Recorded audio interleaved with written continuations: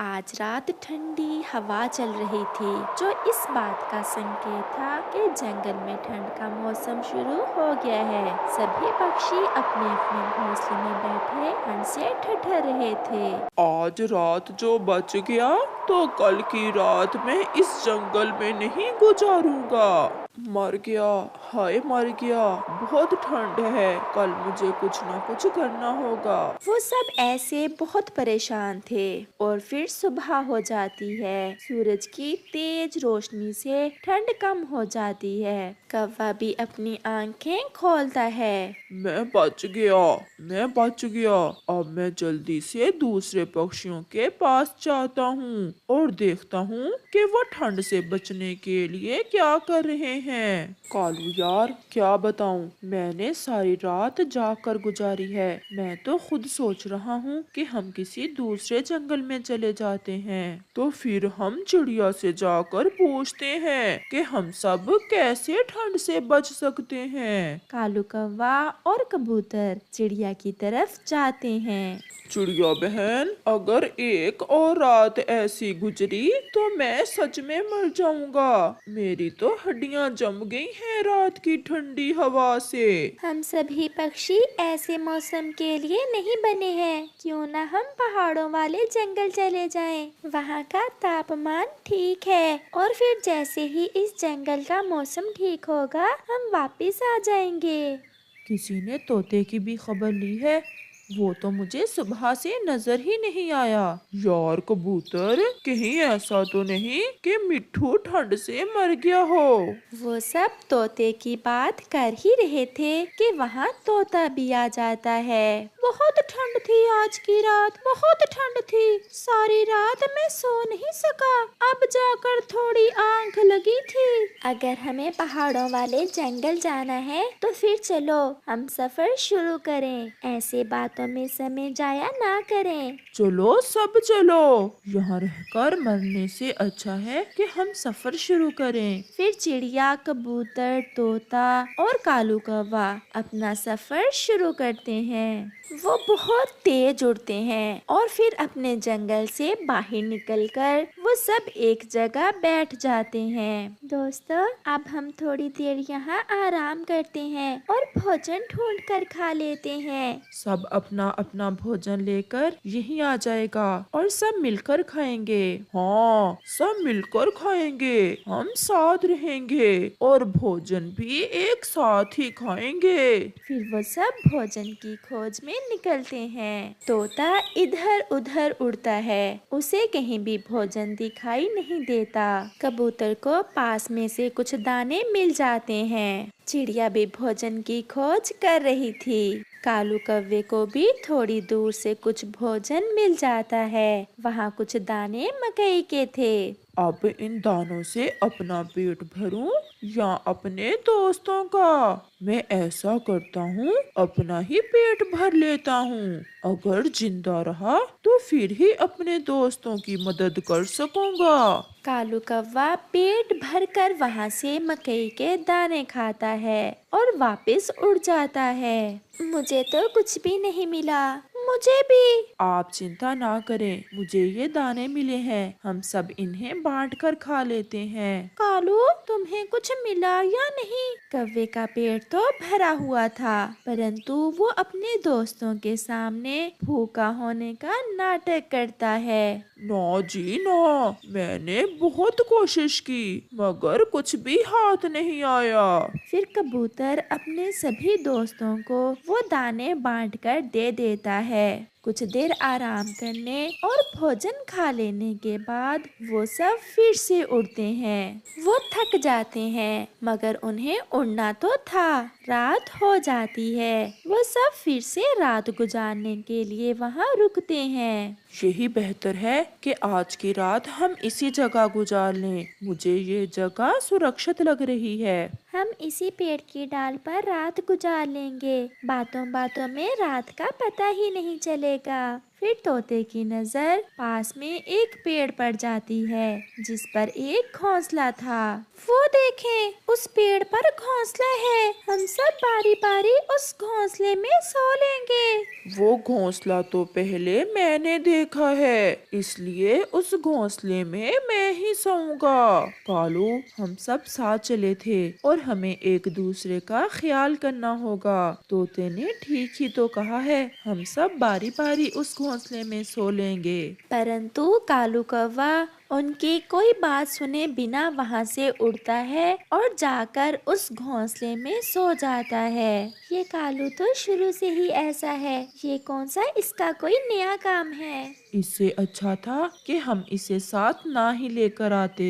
नहीं कबूतर भैया, अगर कोई दूसरा बुरा हो तो उसका दिल अच्छाई से जीते हैं, ना कि उस जैसे बुरे बन जाते हैं। फिर वो सब दोस्त सारी रात उस पेड़ पर बैठे रहते हैं और कालू कौवा सारी रात खर्राटे लेता हुआ मीठी नींद सोया रहता है। रात गुजर ही जाती है, सुबह हो जाती है। उठ काले कहेंगे, काले कौवे, सारी रात सोकर तुम्हारी नींद पूरी नहीं हुई। सफर शुरू करें। बहुत मजा आया, सोने से सारी थकान उतर गई है। फिर वो सब फिर से अपना सफर शुरू करते हैं। वो सब भूखे थे और प्यासे भी। उड़ते उड़ते वो पहाड़ों वाले जंगल में पहुंच ही जाते हैं। अब हमारे पास समय नहीं है। कालू, तुम सबके लिए भोजन की खोज करो और हम सब मिलकर अपने लिए सुरक्षित घर बनाते हैं। मैं भोजन ढूंढ लूंगा और आप अच्छे से घर बनाना। यहाँ का तो मौसम भी बहुत अच्छा है। आज रात सोने का बहुत मजा आने वाला है। चिड़िया और तोता घर बनाने के लिए लकड़ियाँ इकट्ठी करने लगते हैं। कबूतर भी सूखा घास ढूंढ लाता है। कालू कौवा जैसे ही थोड़ी दूर जाता है, उसे एक पेड़ पर एक छोटा सा घर नजर आता है। कौवा वहाँ जाता है। वाह रे कालू, तुम्हारी तो किस्मत ही जाग गई। मुझे तो बना बनाया घर मिल गया। मैं अब अपना भोजन खाऊंगा और रात को इसी घर में सो जाऊंगा। मुझे क्या जरूरत है दूसरों के लिए भोजन लेकर जाने की। शाम हो जाती है। चिड़िया, कबूतर और तोता अपने लिए बहुत सुंदर घर बना लेते हैं। कौवा अभी तक लौटकर नहीं आया था। आप बैठे, मैं कौवे को देख कर आता हूँ। वो अभी तक भोजन ढूंढकर नहीं लौटा। कबूतर थोड़ा आगे जाता है तो उसे कौवा सोया हुआ नजर आता है। बेशर्म कौवे, तुम नहीं सुधरोगे। हमारे पेट में भूख से चूहे दौड़ रहे हैं और तुम यहाँ सोए हुए हो, तो फिर मैं क्या करूँ? जाओ और अपना भोजन ढूंढकर खा लो। मैं तुम्हारे साथ तुम्हारे घर में नहीं रहूंगा। मुझे तो घर मिल गया है। वो देखो, बना बनाया घर मिल गया है मुझे। मुझे तुमसे यही उम्मीद थी। रात हो जाती है। कौवा उस घर में जाकर सो जाता है। वो अभी सोया ही था कि वहाँ बड़े बड़े उल्लू आ जाते हैं और आते ही कौवे को मारना शुरू कर देते हैं। भागो यहाँ से, सारा हमारा घर गंदा कर दिया। कौवे कहीं के। उल्लू कौवे को मार मार कर घर से भगा देते हैं, क्योंकि वो घर तो उल्लुओं का था। चिड़िया, कबूतर और तोता भोजन खाकर अपने सुंदर से घर में सोए हुए होते हैं, जबकि कालू कौवा उनके पास में ही एक पेड़ की डाल पर बैठकर सुबह होने का इंतजार करता है, ताकि सुबह हो और वो अपने दोस्तों से अपने किए की माफी मांगे। प्यारे दोस्तों, दोस्ती का पता हमेशा मुश्किल समय में ही चलता है और वही आपका सच्चा दोस्त होता है जो मुश्किल में आपके काम आए। मम्मा, मम्मा, आज मेरे लिए कोई मीठा मीठा सा फल लेकर आना और मेरे लिए मकई का दाना। आज मेरा मकई खाने को बहुत दिल कर रहा है। अच्छा अच्छा, जो मिला मैं ले आऊंगी। आप घर में ही रहना और कहीं इधर उधर ना जाना। अगर मुझे शाम को आने में देर हो जाए तो घर से बाहर नहीं जाना। ऐसे अपने बच्चों को समझाकर चिड़िया भोजन की खोज में निकल जाती है। थोड़ी ही दूर उसे एक कौवा एक पेड़ की ढाल पर बैठा हुआ मिलता है। चिड़िया उस कौवे के पास रुक जाती है। कौवे भैया, मैं भोजन की खोज को जा रही हूँ। क्या आपने भोजन ढूंढ लिया? नहीं चिड़िया बहन, मैंने कहाँ से ढूंढ लिया। मैं तो यहाँ बैठा आप ही का इंतजार कर रहा था। तो फिर चलो, आज हमें इस जंगल के बाहर दूसरी दिशा में जाना है। फिर कौवा और चिड़िया वहाँ से चले जाते हैं। पहाड़ों के पास जाकर कौवा एक जगह बैठ जाता है। बस चिड़िया बहन, मुझसे और उड़ नहीं हो पा रहा। मैं थक गया हूँ और भूख से मेरा बुरा हाल है। पास में से ही चिड़िया को एक दाना चने का मिल जाता है। कौवे भैया, ये चने का दाना आप खा लें, इससे आपकी भूख थोड़ा कम हो जाएगी। कौवा चिड़िया से वो दाना लेकर खाने ही वाला था कि वहाँ एक बूढ़ी फाख्ता आ जाती है। बहुत थक गई हूँ। मैं पूर्व वाले जंगल से आई हूँ और भूखी हूँ। क्या आपके पास कुछ खाने को है? माँ जी, हम भी बहुत भूखे हैं, भोजन की खोज को ही जा रहे हैं। माँ जी, ये एक दाना चने का है। अगर इससे आपकी भूख मिट सकती है तो ये आप खा लें। कौवा भी खामोश रहता है। बूढ़ी फाख्ता वो चने का दाना लेकर खा लेती है। कर भला सो हो भला, ये बात याद रखना। और ये लो, आप दोनों ये एक एक थैली रख लो। माँ जी, इस थैली में क्या है? इन थैलों में दो दो लड्डू हैं और ये लड्डू कोई साधारण लड्डू नहीं है। ये जादुई इच्छा पूरी लड्डू हैं। ये लड्डू खाने से पहले आप जो भी इच्छा करोगे वो पूरी होगी। ऐसा कहते हुए वो फाख्ता वहाँ से गायब हो जाती है। इच्छा पूरी लड्डू मिल गए चिड़िया, ये तो कोई चमत्कारी माँ जी थी। अब चलो चिड़िया, अब हमें भोजन की खोज में जाने की क्या जरूरत है। घर जाकर इन लड्डुओं का चमत्कार देखते हैं। कौवे भैया, इन लड्डुओं का इस्तेमाल सोच समझ कर करना। ये भगवान ने हमारी मदद की है और किसी गलत काम के लिए इन लड्डुओं का इस्तेमाल ना करना। फिर वो दोनों वापस हो लेते हैं। मम्मा, आप तो आज बहुत जल्द ही लौट आई। और मम्मा, भोजन कहाँ है? देती हूँ आपको भोजन भी। और फिर चिड़िया अपने बच्चों को इच्छापुरी लड्डुओं के बारे में बताती है। मम्मा, आपने बहुत अच्छा किया जो अपना भोजन उस बूढ़ी माँ जी को दे दिया। मम्मा, वो बूढ़ी माँ जी आपकी परीक्षा ले रही थी। बच्चों, परीक्षा तो अभी बाकी है, वो ये कि हम इन इच्छापुरी लड्डुओं का इस्तेमाल कैसे करते हैं। आप दोनों मुझे ये बताओ कि ऐसा क्या है जो सब पक्षियों के लिए बहुत कीमती हो। हम एक इच्छापुरी लड्डू से वो मांगते हैं। मम्मा, मैंने स्कूल में पढ़ा है कि सबसे कीमती चीज सेहत और तंदुरुस्ती है। अगर हमारे जंगल के पक्षी स्वस्थ होंगे तो वो कुछ भी कर सकेंगे। मेरा बेटा कितना बुद्धिमान है। आपने ठीक कहा बेटा। और फिर चिड़िया थैली से एक इच्छापुरी लड्डू निकालती है और कहती है, इच्छापुरी लड्डू, मेरी इच्छा है कि मेरे जंगल के सभी पक्षी स्वस्थ रहें और कोई भी पक्षी कभी बीमार ना हो। ऐसा कहते हुए चिड़िया और उसके बच्चे वो लड्डू खा लेते हैं। दूसरी तरफ कौवा भी खुशी खुशी अपनी पत्नी गोरी कौवी के पास पहुंच गया था और वो उसे सारी बात बताता है। कालू जी, आज पहली बार कोई चमत्कारी चीज हमारे पंख भी लगी है। परंतु सोच लो, इन्हें खाने से पहले क्या इच्छा करनी है। कालू जी, अगर सब पक्षी हमसे कमजोर हों और हम सबसे ज्यादा शक्तिशाली तो कितना मजा आएगा। अगर ऐसा हो जाए तो जंगल के सभी पक्षी हमसे डरेंगे और उन्हें डराकर हम कोई भी अपना काम करवा लेंगे। भोजन भी ला कर देंगे। तो फिर यही इच्छा है मेरी कि इस जंगल के सभी पक्षी बीमार और कमजोर हो जाएं।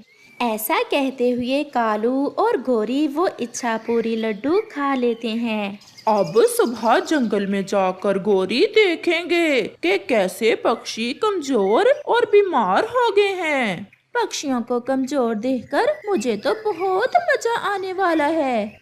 दूसरे रोज चिड़िया अपने दूसरे इच्छा पूरी लड्डू वाली थैली लेती है और अपने दोस्तों के पास चली जाती है। कबूतर और तोते, आज मेरे पास आपके लिए एक बड़ा सरप्राइज है।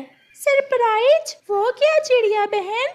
मेरे पास इस थैली में 2 इच्छा पूरी लड्डू थे।